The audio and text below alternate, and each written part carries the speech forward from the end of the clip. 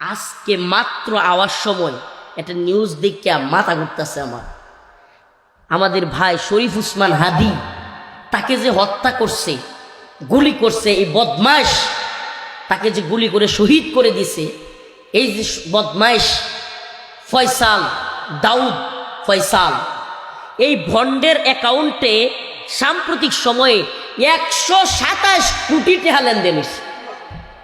কয় কোটি? এই 100,000-এ 1 লাখ। গ্রামের মানুষ তো অনেক কিছু নিয়েন না, সবাই তো আর বুঝে না। 100,000-এ কয় লাখ? 100 লাখে 1 কোটি। আর তার অ্যাকাউন্টে 127 কোটি লেনদেন হয়েছে। চিন্তা করছেন? তাইলে চিন্তা করেন, যারা তারে এতটি টাকা দিছে, তারে নিরাপদে বাংলাদেশ থেকে পার করার লেগে আরো কত টাকা খরচ করতে পারে। চিন্তা করছেন? এরা কোটি কোটি টাকা খরচ করে ইন্ডিয়ায় বসে ভারতের কথায় যারা বাংলাদেশে হিন্দুত্ববাদীদের বিরুদ্ধে বক্তব্য দেয়, তাদেরকে হত্যার জন্য, শহীদ করবার জন্য কিলিং মিশন শুরু করছে। আমরাও বলি কিলিং মিশন করে কি হইছে?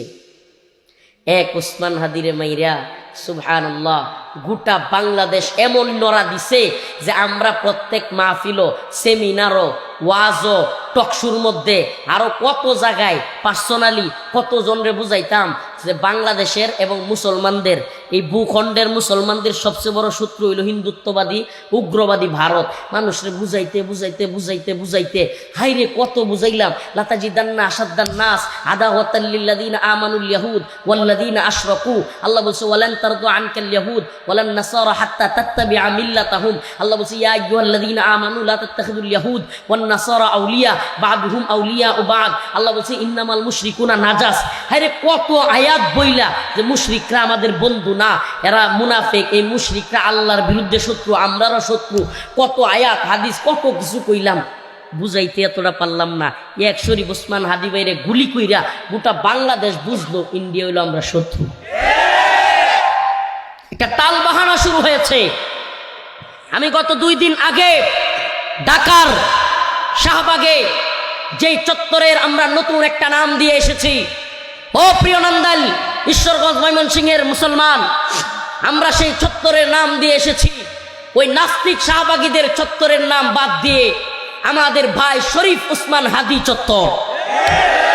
আমরা সেই উসমান হাদি ভাইয়ের চত্বরে আমি শপথ করে এসেছি, জনতার সামনে চিৎকার দিয়ে শপথ করে এসেছি, আমাদের যদি জীবন দিতে হয় জীবন দেব, কিন্তু বাংলার মাটিতে শরীফ উসমান হাদি ভাইয়ের খুনিকে অবশ্যই ধরে বিচার করতে হবে।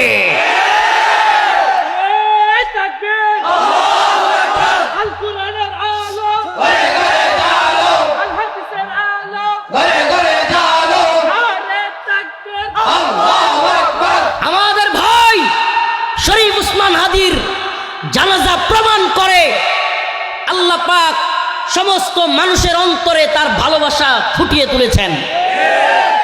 এই লক্ষ লক্ষ জনতা ওয়াদা দিয়েছে। আমি সরকারকে বলবো, প্রধান উপদেষ্টা ডক্টর মোহাম্মদ ইউনূস সাহেবের সরকারকে বলবো, সাবধান হয়ে যান। আমরা হুঁশিয়ারি উচ্চারণ করতে চাই, অনতিবিলম্বে এই খুনিদেরকে গ্রেফতার করার চেষ্টা করেন, অন্যথায় আপনাদের পদত্যাগের দাবিতে এক কঠোর আন্দোলনের দিকে আমরা যাব ইনশাআল্লাহ। আমাদের ভাইয়ের বিচার না হওয়া পর্যন্ত আমরা কাউকে শান্তিতে ঘুমাতে দিব না ইনশাআল্লাহ।